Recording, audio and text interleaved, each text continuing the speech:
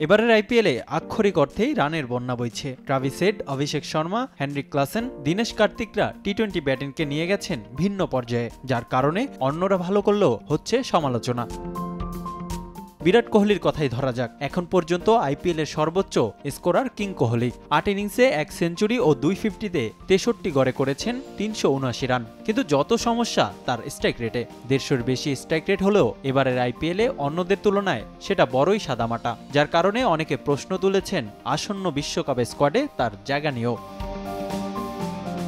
যার কারণ মূলত প্লে অফের পর ও স্পিনারদের বিপক্ষে তার স্ট্রাইক রেট, যা ১৪০-এর বেশি হলেও অনেকে যথেষ্ট মনে করছেন না। অবশ্য তাদের দলে নেই সৌরভ গাঙ্গুলি। দিল্লি ক্যাপিটালসের মেন্টর আস্থা রাখছেন কোহলির ব্যাটিং সামর্থ্যে। সঙ্গে বিশ্বকাপে নতুন ওপেনিং জুটি নিয়ে নামার পরামর্শ ভারতের সাবেক অধিনায়কের।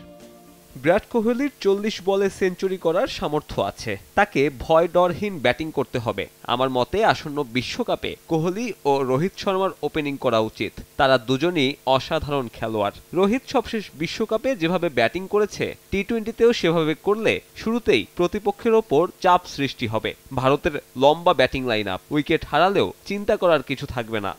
40% বেশি গ্লো, বিশ্বের ১ নম্বর গ্লো ক্রিম, নতুন গ্লো এন্ড লাভলি। দীর্ঘ বিরতির পর আইপিএল দিয়েই ক্রিকেটে ফিরেছেন ঋষভ পন্ট। দল খুব একটা ভালো না করলেও পন্টের ব্যাটে দেখা যাচ্ছে পুরনো ঝলক। ৮ ম্যাচে ১৫০ স্ট্রাইক রেটে করেছেন ২৫৪ রান। আগামী সপ্তাহে ঘোষণা করা হবে ভারতের বিশ্বকাপের স্কোয়াড। সেখানে পন্টের জায়গা ভালোভাবেই দেখছেন গাঙ্গুলি, যদিও একটা বিষয়ে দ্বিধায় আছেন দিল্লি মেন্টর। আপনি ট্রাভিস হেডকে দেখেছেন, সে প্রথম বল থেকেই ছক্কা মারার চেষ্টা করে। টি-20 ক্রিকেটটাই এমন। ঋষভ ছক্কা মারায় পারদর্শী, তারও এভাবে ব্যাটিং করা উচিত। সে নিশ্চিতভাবেই বিশ্বকাপের স্কোয়াডে জায়গা পাবে। তবে ভারত টিম ম্যানেজমেন্ট তাকে কয় নম্বরে ব্যাটিংয়ে নামাবে সেটাই এখন দেখার বিষয়। অনেকেই বলছে টি-20তে তরুণদের প্রাধান্য দেওয়া উচিত, যদিও এর সঙ্গে একমত নন সৌরভ। রিফাতুল ইসলাম মিরন, সময় সংবাদ।